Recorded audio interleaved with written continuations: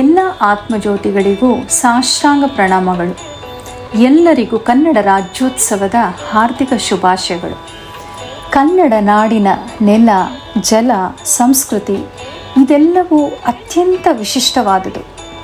ಕಳೆದ ಕೆಲವು ವರ್ಷಗಳಿಂದ ಕನ್ನಡ ರಾಜ್ಯೋತ್ಸವದ ಸಂಭ್ರಮದಲ್ಲಿ ನಮ್ಮ ಬಾಲಜ್ಯೋತಿಗಳು ಕನ್ನಡ ನಾಡಿನ ಹಿರಿಮೆ, ಗರಿಮೆಗಳನ್ನು ತಮಗೆ ಪರಿಚಯಿಸುತ್ತಾ ಬರುತ್ತಿದ್ದಾರೆ. 12ನೇ ಶತಮಾನದ ಶಿವಶರಣರು, ಕರ್ಮಯೋಗಿಗಳು, ಭಕ್ತಿ ಭಂಡಾರಿಗಳು, ಜ್ಞಾನವರೇಣ್ಯರೂ ಆಗಿ ತಮ್ಮ ವಚನಗಳ ಮೂಲಕ ಕನ್ನಡ ಸಾಹಿತ್ಯವನ್ನು ಶ್ರೀಮಂತಗೊಳಿಸಿದ್ದರೆ, 15ನೇ ಶತಮಾನದ ದಾಸರು ತಮ್ಮ ಶ್ರೇಷ್ಠ ಕೃತಿಗಳ ಮೂಲಕ ಕನ್ನಡ ತಾಯಿಯ ಸೌಂದರ್ಯವನ್ನು ಮತ್ತಷ್ಟು ವೃದ್ಧಿಸಿದ್ದಾರೆ. ಇಂತಹ ದಾಸಶ್ರೇಷ್ಠರು ಅನೇಕರಿದ್ದಾರೆ. ಅವರೆಲ್ಲರನ್ನೂ ಪರಿಚಯ ಮಾಡಿಕೊಡುವ ಆಸೆ ನಮಗಿದ್ದರೂ ಸಮಯದ ನಿರ್ಬಂಧದಿಂದ ಕೆಲವರನ್ನು ಮಾತ್ರ ಈ ಬಾರಿಯ ರಾಜ್ಯೋತ್ಸವದ ಸಂಭ್ರಮದಲ್ಲಿ ಪರಿಚಯ ಮಾಡಿಸುವ ಪ್ರಯತ್ನವನ್ನು ಮಾಡಲಾಗಿದೆ. ಪುಟಾಣಿಗಳ ಈ ಪ್ರಯತ್ನಕ್ಕೆ ನಿಮ್ಮೆಲ್ಲರ ಆಶೀರ್ವಾದ ಸದಾ ಇದೆ ಎಂದು ನಮಗೆ ದೃಢ ವಿಶ್ವಾಸವಿದೆ. ಹಾಗಾದರೆ ಬನ್ನಿ, ದಾಸನಾಗು ವಿಶೇಷನಾಗು ಕಾರ್ಯಕ್ರಮವನ್ನು ನೋಡಿ ಆನಂದಿಸೋಣ. ಮೊದಲಿಗೆ ಪುರಂದರದಾಸರು, ನಂತರ ಕನಕದಾಸರು, ಪ್ರಸನ್ನ ವೆಂಕಟದಾಸರು, ವಿಜಯದಾಸರು, ಗೋಪಾಲದಾಸರು ಹಾಗೂ ಜಗನ್ನಾಥದಾಸರ ಪರಿಚಯ ಮಾಡಿಕೊಳ್ಳೋಣ. ಏಸು ಕಾಯಂಗಳ ಕಳೆದು 84 ಲಕ್ಷ ಜೀವರಾಶಿಯನ್ನು ದಾಟಿ ಬಂದ ಈ ಶರೀರ. ಏಸು ಕಾಯಂಗಳ ಕಳೆದು 84 ಲಕ್ಷ ಜೀವರಾಶಿಯನ್ನು ದಾಟಿ ಬಂದ ಈ ಶರೀರ. ತಾನಲ್ಲ ತನ್ನದಲ್ಲ, ತಾನಲ್ಲ ತನ್ನದಲ್ಲ, ಆಸೆ ತಾರವಲ್ಲ, ಮುಂದೆ ಬಾಹೋದಲ್ಲ. ದಾಸನಾಗು ವಿಶೇಷನಾಗು, ದಾಸನಾಗು ವಿಶೇಷನಾಗು, ದಾಸನಾಗು ವಿಶೇಷನಾಗು, ದಾಸನಾಗು ವಿಶೇಷನಾಗು. ಆಶಕ್ಲೇಶ ದೋಷವೆಂಬ ಅರ್ಥಿಯೋಳು ಮುಳುಗಿ ಯಮನ ಪಾಶಕ್ಕೊಳಗಾಗದೆ ನಿರ್ದೋಷಿಯಾಗು, ಸಂತೋಷಿಯಾಗು. ಆಶಕ್ಲೇಶ ದೋಷವೆಂಬ ಅರ್ಥಿಯೋಳು ಮುಳುಗಿ ಯಮನ ಪಾಶಕ್ಕೊಳಗಾಗದೆ ನಿರ್ದೋಷಿಯಾಗು, ಸಂತೋಷಿಯಾಗು. ಕಾಶಿ, ವಾರಣಾಸಿ, ಕಂಚಿ, ಕಾಳಹಸ್ತಿ, ರಾಮೇಶ್ವರ ಏಸು ದೇಶ ತಿರುಗಿದರು ಬಾಹುದೇನು, ಅಲ್ಲಿಗೆ ಹೋದೇನು. ದೋಷನಾಶ ಕೃಷ್ಣ, ವೇಣಿ, ಗಂಗೆ, ಗೋದಾವರಿ, ಭವನಾಶಿ, ತುಂಗ, ಭದ್ರೆ, ಯಮುನೆ ವಾಸದಲ್ಲಿ, ಉಪವಾಸದಲ್ಲಿ ಮೀಸಲಾಗಿ ಮಿಂದು ಜಪ ತಪ ಹೋಮನೆ ಮಗಳ ಏಸು ಬಾರಿ ಮಾಡಿದರು ಫಲವೇನು, ಈ ಛಲವೇನು. ದಾಸನಾಗು ವಿಶೇಷನಾಗು, ದಾಸನಾಗು ವಿಶೇಷನಾಗು, ದಾಸನಾಗು ವಿಶೇಷನಾಗು, ದಾಸನಾಗು ವಿಶೇಷನಾಗು.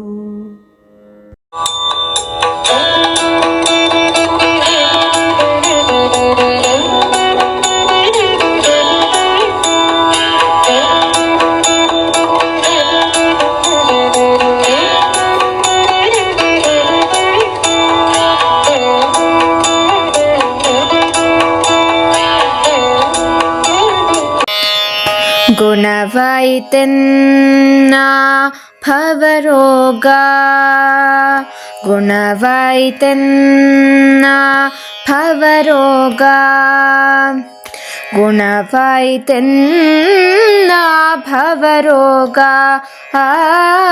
ಕೃಷ್ಣ ನಾಮವೆಂಬ ವೈದ್ಯನು ದೊರಕಿದನು, ಗುಣವಾಯಿತೆನ್ನ ಭವರೋಗ. ಕೃಷ್ಣ ನಾಮವೆಂಬ ವೈದ್ಯನು ದೊರಕಿದನು, ಗುಣವಾಯಿತೆನ್ನ ಭವರೋಗ.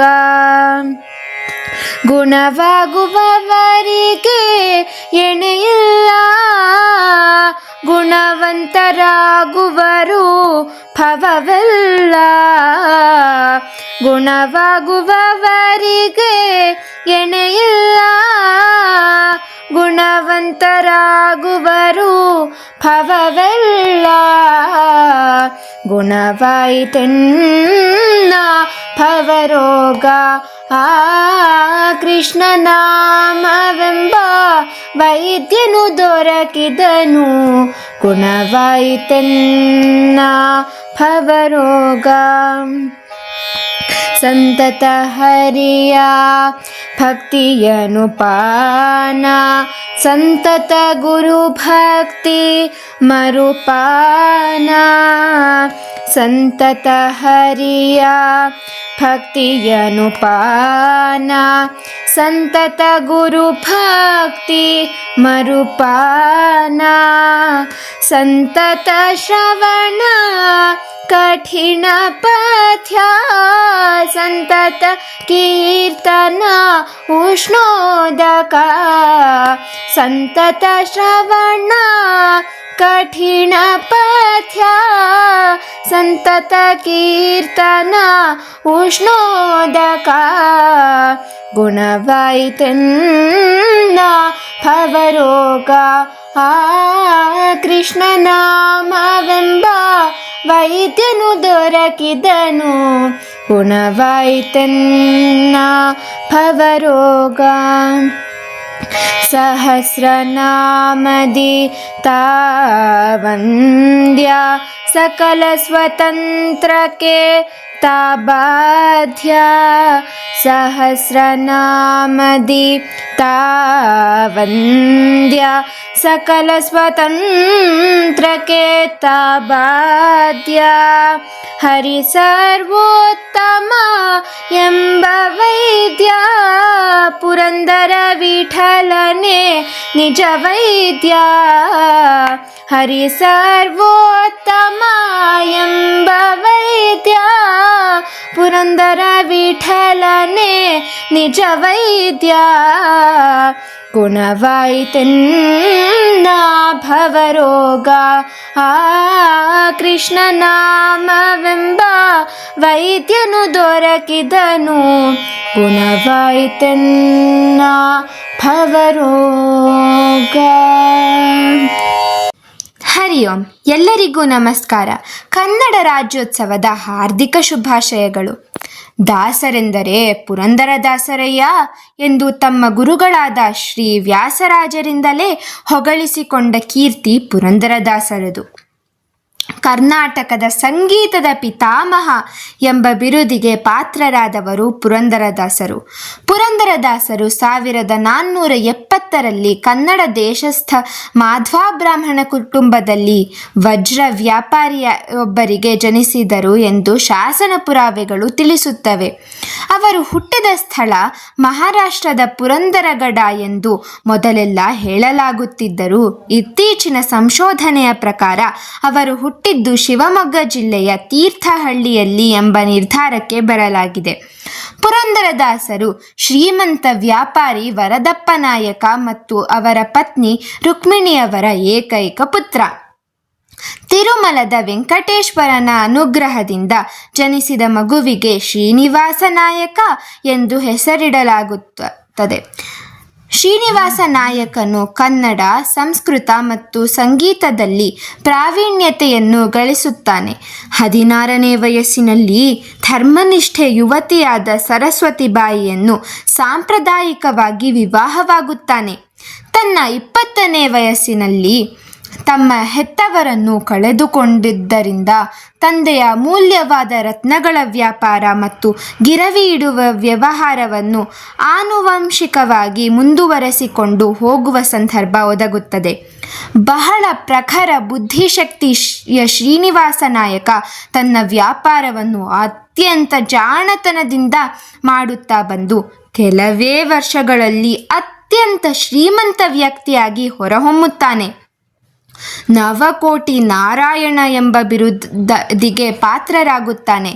ವರದಪ್ಪ, ಗುರುರಾಯ, ಅಭಿನವಪ್ಪ ಮತ್ತು ಮಧ್ವಪತಿ ಎಂಬ 4 ಗಂಡು ಮಕ್ಕಳ ತಂದೆಯಾಗಿ ಇಚ್ಛೆಯನರಿತು ನಡೆಯುವ ಹೆಂಡತಿಯನ್ನೂ ಪಡೆದ ನಾಯಕನ ಜೀವನ ಸುಖ ಸಮೃದ್ಧಿಗಳಿಂದ ತುಂಬಿರುತ್ತದೆ.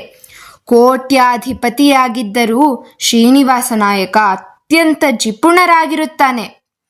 ಈ ಜಿಪುಣತನವೇ ಮುಂದೊಂದು ದಿನ ಅವನ ಜೀವನದಲ್ಲಿ ಮಹತ್ವದ ಘಟನೆಯೊಂದು ನಡೆಯುವಂತೆ ಮಾಡಿ ಅವರು ದಾಸಶ್ರೇಷ್ಠರಾಗಲು ಕಾರಣವಾಗುತ್ತದೆ.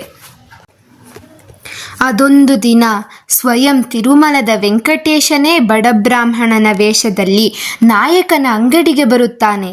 ತನ್ನ ಮಗನ ಉಪನಯನಕ್ಕಾಗಿ ಸ್ವಲ್ಪವಾದರೂ ಧನ ಸಹಾಯವನ್ನು ಮಾಡಬೇಕೆಂದು ಅಂಗಲಾಚಿ ಬೇಡುತ್ತಾನೆ. ಎಂಜಲ ಕೈಯಲ್ಲಿ ಕಾಗೆಯನ್ನೂ ಓಡಿಸದ ಜಿಪುಣಾಗ್ರೇಸರನಾದ ಶ್ರೀನಿವಾಸ ನಾಯಕ ಒಂದು ದಮ್ಮಡಿಯನ್ನು ಕೊಡುವುದಿಲ್ಲವೆಂದು ಸ್ಪಷ್ಟವಾಗಿ ಹೇಳಿಬಿಡುತ್ತಾನೆ. ಮುದುಕ ಮತ್ತೆ ಮತ್ತೆ ಕಾಡಿ ಬೇಡಲು ಸಿಟ್ಟಿನಿಂದ ಚಲಾವಣೆಯಲ್ಲೇ ಇಲ್ಲದ ಒಂದು ಕಿಲುಬು ಕಾಸನ್ನು ಅವನತ್ತ ಬಿಸಾಡಿ ಇನ್ನೊಮ್ಮೆ ಅಂಗಡಿಯತ್ತ ಕಾಲಿಡಬಾರದೆಂದು ತಾಕೀತು ಮಾಡುತ್ತಾನೆ. ಮುದುಕ ದಾರಿ ಕಾಣದೆ ಶ್ರೀನಿವಾಸ ನಾಯಕನ ಪತ್ನಿಯನ್ನು ಕಾಣಲು ಹೋಗುತ್ತಾನೆ. ಧರ್ಮಿಷ್ಠಳು, ಅತ್ಯಂತ ಕೋಮಲ ಹೃದಯದವಳು ಆಗಿದ್ದ ಸರಸ್ವತಿ ಬಾಯಿ ಮುದುಕನ ದಾರಿದ್ರ್ಯ ಸ್ಥಿತಿಗೆ ಮನನೊಂದು ತನ್ನ ತವರು ಮನೆಯಲ್ಲಿ ತನಗೆ ಕೊಟ್ಟಿದ್ದ ಮೂಗುತಿಯನ್ನು ಅವನಿಗೆ ದಾನ ಮಾಡುತ್ತಾಳೆ. ಮುದುಕ ಮೂಗುತಿಯನ್ನು ತೆಗೆದು ನಾಯಕನ ಅಂಗಡಿಗೆ ಬಂದು ಅದನ್ನು ಇಟ್ಟುಕೊಂಡು ತನಗೆ ದುಡ್ಡು ಕೊಡಬೇಕೆಂದು ಕೇಳುತ್ತಾನೆ. ಮೂಗುತಿಯನ್ನು ನೋಡಿದ ಕೂಡಲೇ ಅದು ತನ್ನ ಹೆಂಡತಿಯ ಮೂಗುತಿ ಎನ್ನುವುದು ತಿಳಿಯುತ್ತದೆ. ಚಾಣಾಕ್ಷನಾದ ನಾಯಕನಿಗೆ ಅವನಿಗೆ ತಿಳಿಯುತ್ತದೆ. ಇಷ್ಟು ಬೆಲೆ ಬಾಳುವ ವಸ್ತುವನ್ನು ಈ ರೀತಿ ದಾನ ಮಾಡಿರುವ ಹೆಂಡತಿಯ ಮೇಲೆ ವಿಪರೀತ ಸಿಟ್ಟು ಬರುತ್ತದೆ. ಮುದುಕನನ್ನು ಅಲ್ಲಿಯೇ ಕುಳಿತಿರಲು ಹೇಳಿ ಮೂಗುತಿಯನ್ನು ಸಂದೂಕದಲ್ಲಿ ಭದ್ರವಾಗಿ ಬೀಗ ಹಾಕಿಟ್ಟು ಮನೆಗೆ ಧಾವಿಸುತ್ತಾನೆ. ಬಾಗಿಲು ತೆಗೆದ ಪತ್ನಿಯನ್ನು, ನಿನ್ನ ಮೂಗುತಿಯಲ್ಲಿ? ಈ ಕೂಡಲೇ ತೆಗೆದುಕೊಂಡು ಬಾ ಎಂದು ಆಜ್ಞೆ ಮಾಡುತ್ತಾನೆ. ಪತಿಯ ಕ್ರೋಧವನ್ನು ಆವೇಶವನ್ನು ಕಂಡು ಸರಸ್ವತಿ ಬಾಯಿ ನಡುಗಿ ಹೋಗುತ್ತಾಳೆ. ಇನ್ನು ತನಗೆ ಸಾವೇ ಗತಿ ಎಂದುಕೊಂಡು ಬಚ್ಚಲು ಮನೆಗೆ ಹೋಗಿ ಬಟ್ಟಿಲಿಗೆ ವಿಷವನ್ನು ಹಾಕಿಕೊಂಡು ಕುಡಿಯಲು ಹೊರಟಾಗ ಬಟ್ಟಿಲಲ್ಲಿ ಏನೋ ವಸ್ತು ಬಿದ್ದಂತಾಗುತ್ತದೆ. ನೋಡಿದರೆ ಅದು ಅವಳ ಮೂಗುತಿಯೇ. ಅತ್ಯಂತ ಆಶ್ಚರ್ಯದಿಂದ ಅದನ್ನು ತಂದು ಪತಿಗೆ ತೋರಿಸುತ್ತಾಳೆ. ಶ್ರೀನಿವಾಸ ನಾಯಕ ಕಕ್ಕಾಬಿಕ್ಕಿಯಾಗುತ್ತಾನೆ. ಇದು ಹೇಗೆ ಸಾಧ್ಯ? ಅಂಗಡಿಯಲ್ಲಿದ್ದ ಮೂಗುತಿ ಇಲ್ಲಿಗೆ ಹೇಗೆ ಬಂದಿತು ಎನ್ನುವುದು ಅರ್ಥವೇ ಆಗುವುದಿಲ್ಲ. ನಡೆದಿದ್ದೆಲ್ಲವನ್ನು ವಿವರಿಸಲು ಪತ್ನಿಗೆ ಹೇಳಿದಾಗ ಆಕೆ ಎಲ್ಲವನ್ನೂ ಹೇಳುತ್ತಾಳೆ. ತಕ್ಷಣ ಅಂಗಡಿಗೆ ಹಿಂದಿರುಗಿ ನೋಡಿದಾಗ ಮುದುಕ ಕಾಣುವುದೇ ಇಲ್ಲ. ಸಂದೂಕವನ್ನು ತೆಗೆದು ನೋಡಿದಾಗ ಮೂಗುತಿ ಅಲ್ಲಿರುವುದೇ ಇಲ್ಲ. ದಿಗ್ಭ್ರಮೆಗೊಂಡು ಮುದುಕನಿಗೆ ಎಲ್ಲ ಕಡೆ ಹುಡುಕುತ್ತಾನೆ, ಎಲ್ಲೂ ಸಿಗುವುದಿಲ್ಲ. ಆ ಕ್ಷಣವೇ ನಾಯಕನಿಗೆ ಭಗವಂತನ ದಿವ್ಯತೆಯ ಅರಿವಾಗುತ್ತದೆ. ಅವನ ಮನಃಪಟಲಕ್ಕೆ ಕವಿದಿದ್ದ ಕತ್ತಲೆಯ ತೆರೆ ಕಳಚಿ ಬೀಳುತ್ತದೆ. ಈ ಐಹಿಕ ಸುಖದ ಭಂಗುರತೆ ಅರ್ಥವಾಗುತ್ತದೆ. ಭಗವಂತನಿಗೆ ದಾನವನ್ನು ಕೊಟ್ಟ ಪತ್ನಿಗೆ ಶ್ರೇಷ್ಠತೆ, ತನ್ನ ಕೃಪಣತೆ ಎಲ್ಲವೂ ಸ್ಪಷ್ಟವಾಗಿ ಗೋಚರಿಸುತ್ತದೆ. ತನ್ನ ಸ್ವಭಾವಕ್ಕೆ ತಾನೇ ನಾಚಿ ನಿಂತ ನಿಲುವಿನಲ್ಲಿ ತನ್ನೆಲ್ಲ ಸಂಪತ್ತನ್ನು ದಾನ ಮಾಡಿ ಬರಿಗೈಯ ದಾಸನಾಗುತ್ತಾನೆ. ವೆಂಕಟೇಶ್ವರನ ಅತುಲ ಭಕ್ತಿಯ ಸಾಗರದಲ್ಲಿ ಮೀಯುವ ಭಕ್ತಾಗ್ರೇಸರನಾಗಿ ಭಗವಂತನ ಕೃಪಾಕಟಾಕ್ಷದ ಸಂಪತ್ತನ್ನು ಗಳಿಸಿದ ಶ್ರೀಮಂತರಾಗುತ್ತಾರೆ. ಮುಂದೆ ಕೈಯಲ್ಲಿ ತಂಬೂರಿ ತಾಳಗಳನ್ನು ಹಿಡಿದು ಗೆಜ್ಜೆ ಕಟ್ಟಿ ಕುಣಿಯುತ್ತಾ ಭಗವಂತನ ನಾಮ ಸಂಕೀರ್ತನೆಯನ್ನು ಮಾಡುತ್ತಾ ಊರೂರು ಕೇರಿಗಳನ್ನು ಅಲೆಯುತ್ತಾರೆ. ತಮ್ಮನ್ನು ಪೂರ್ಣವಾಗಿ ಭಗವಂತನಿಗೆ ಅರ್ಪಿಸಿಕೊಂಡು ಬಿಡುತ್ತಾರೆ. ಮಧ್ವಮತ ಸಿದ್ಧಾಂತದ ಅನುಯಾಯಿಗಳಾದ ಗುರು ವ್ಯಾಸತೀರ್ಥರನ್ನು ಸಂಧಿಸಿ ಅವರ ಶಿಷ್ಯರಾಗಿ ಪುರಂದರದಾಸ ಎಂಬ ಅಂಕಿತ ನಾಮವನ್ನು ಪಡೆದು 4 ಲಕ್ಷಕ್ಕೂ ಹೆಚ್ಚು ಕೃತಿಗಳ ರಚನೆ ಮಾಡುತ್ತಾರೆ. ಲೋಕವ್ಯವಹಾರ, ಭಕ್ತಿ, ನೀತಿ, ಧರ್ಮ, ಉಪಾಸನೆ, ಜ್ಞಾನ ಮುಂತಾದ ವಿಷಯಗಳನ್ನು ಒಳಗೊಂಡ ಅವರ ಕೀರ್ತನೆಗಳು, ಸುಳಾದಿಗಳು, ಉಗಾಭೋಗಗಳು ಜನಮನ್ನಣೆಗೂ ವಿಜಯನಗರದ ಅರಸರ ಮನ್ನಣೆಗೂ ಪ್ರಾಪ್ತವಾಗುತ್ತವೆ. ಸಂಗೀತದಲ್ಲಿ ಅವರಿಗೆ ಆಳವಾದ ಜ್ಞಾನವಿದ್ದುದರಿಂದ ಅವರ ಕೃತಿಗಳು ಸಂಗೀತದ ರಾಗ, ತಾಳ, ಗತಿ, ಛಂದಸ್ಸುಗಳಿಗೆ ಅನುಗುಣವಾಗಿ ರಚಿಸಲ್ಪಡುತ್ತವೆ. ಹಾಗಾಗಿ ಹಾಡುವವರಿಗೆ ಹಾಗೂ ಕೇಳುವವರಿಗಿಬ್ಬರಿಗೂ ಸುಖಾನುಭವವನ್ನು ತಂದುಕೊಡುವುದಷ್ಟೇ ಅಲ್ಲ, ಆ ರಚನೆಗಳಲ್ಲಿನ ಆಳವಾದ ಜ್ಞಾನ ಅವರನ್ನು ಶುದ್ಧರನ್ನಾಗಿಯೂ ಮಾಡುತ್ತದೆ. ಒಂದು ದಂತಕಥೆಯ ಪ್ರಕಾರ ಪುರಂದರದಾಸರನ್ನು ನಾರದರ ಅವತಾರ ಎಂದು ಹೇಳಲಾಗಿದೆ. ಪುರಂದರದಾಸರ 4 ಮಕ್ಕಳು ತಂದೆಯ ಹಾದಿಯನ್ನೇ ಅನುಸರಿಸಿ ಭಕ್ತಿಭಾವದಿಂದ ತುಂಬಿದ ಅನೇಕ ಕೃತಿಗಳ ರಚನೆಯನ್ನು ಮಾಡುತ್ತಾರೆ. ಪುರಂದರದಾಸರು ತಮ್ಮ ಕೊನೆಯ ಹಲವು ವರ್ಷಗಳನ್ನು ಹಂಪೆಯ ವಿರೂಪಾಕ್ಷನ ಸನ್ನಿಧಿಯಲ್ಲಿ ವಿಜಯನಗರ ಅರಸರ ಆಳ್ವಿಕೆಯಲ್ಲಿ ಕಳೆಯುತ್ತಾರೆ. ಕೃಷ್ಣದೇವರಾಯರ ಆಸ್ಥಾನದಲ್ಲಿ ಅನೇಕ ದೇವರ ನಾಮಗಳನ್ನು ಹಾಡುತ್ತಾರೆ. ಹಂಪೆಯಲ್ಲಿ ಅವರು ಕುಳಿತು ಕೀರ್ತನೆಗಳನ್ನು ಹಾಡುತ್ತಿದ್ದ ಮಂಟಪಕ್ಕೆ ಪುರಂದರ ಮಂಟಪ ಎಂಬ ಹೆಸರಿದೆ. ಅವರಿಗೆ 5 ಲಕ್ಷ ಹಾಡುಗಳನ್ನು ಬರೆಯುವ ಆಸೆ ಇದ್ದು, ಸಾಯುವ ಹಂತದಲ್ಲಿ ಅದು 4,75,000 ಆಗಿದ್ದು, 5 ಲಕ್ಷವನ್ನು ಪೂರ್ಣವಾಗಿ ತಲುಪದೇ ಇದ್ದಾಗ ತಮ್ಮ ಮಗ ಮಧ್ವಪತಿಯನ್ನು ಈ ರಚನೆಯನ್ನು ಮುಂದುವರಿಸಲು ಕೇಳುತ್ತಾರೆ ಎಂಬ ಪ್ರತೀತಿ ಇದೆ.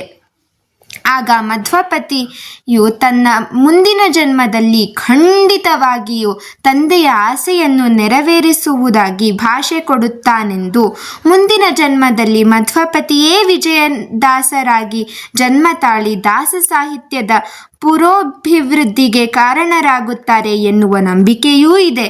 ತಮ್ಮ 95ನೇ ವರ್ಷದ ತುಂಬು ಸಾರ್ಥಕ ಜೀವನದ ನಂತರ 1564 ಜನವರಿ 2ರಂದು ಪುರಂದರದಾಸರು ಈ ಐಹಿಕ ಶರೀರವನ್ನು ತ್ಯಜಿಸಿ ಪರಮಾತ್ಮನಲ್ಲಿ ಪೂರ್ಣವಾಗಿ ಒಂದಾಗುತ್ತಾರೆ.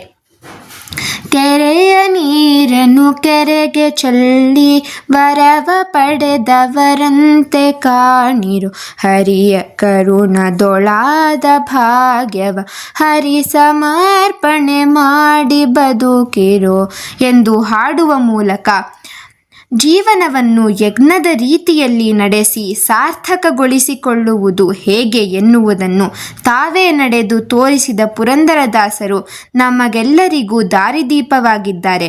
ಅವರ ಕೃಪಾಶೀರ್ವಾದ ಸದಾ ನಮ್ಮ ಮೇಲಿರಲಿ ಎಂದು ಬೇಡಿಕೊಳ್ಳೋಣ.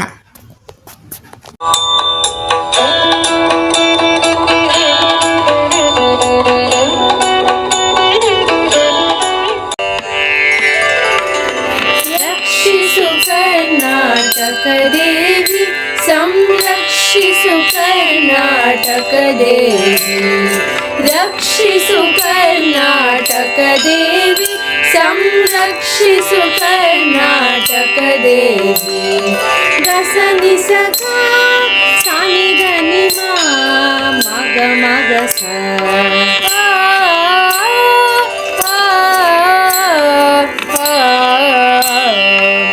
ಸ ಸ ಗ ಗ ಗ ಮ ಮ ಮ ಗ ಮ ದ ನಿ ಸ.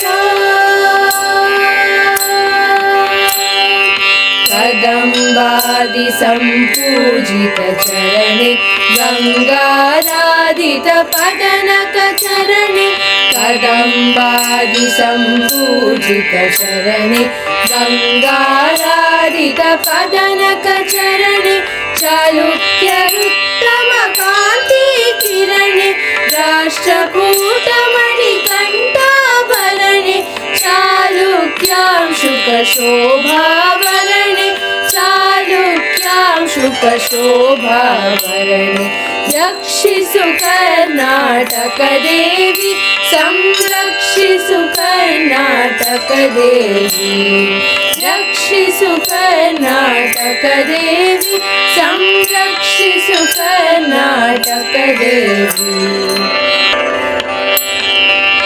ಯಾದವ ಮಣಿ ಕಂಕಣಾಂಶು ಸುಂದರಿ ಬಲ್ಲಾಳರ ಭುಜಭೂಷಣ ಬಂಧುರಿ, ಯಾದವ ಮಣಿ ಕಂಕಣಾಂಶು ಸುಂದರಿ ಬಲ್ಲಾಳರ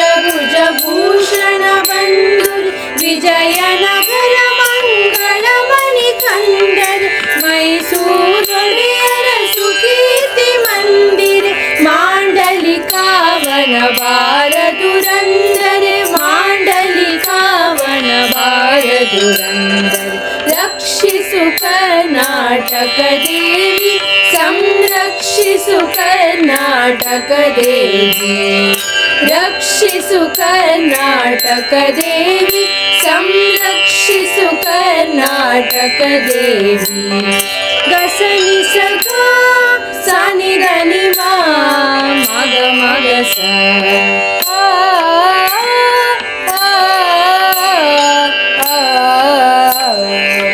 ಸ ಸ ಗ ಗ ಗ ಮ ಮ ಗ ಮ ಧನಿ ಸ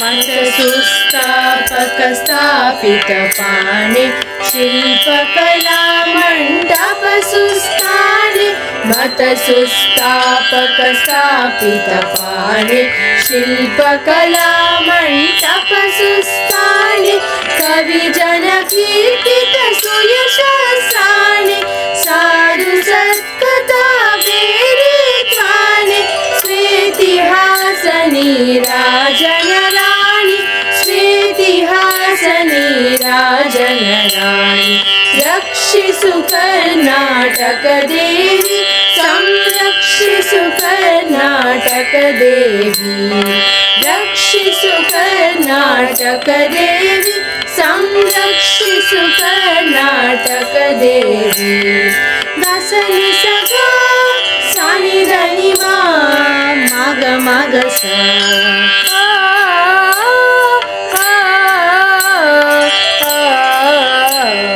ಸ ಸ ಸ ಗ ಗ ಗ ಮ ಮ ಗ ಮ ಧನಿ ಸ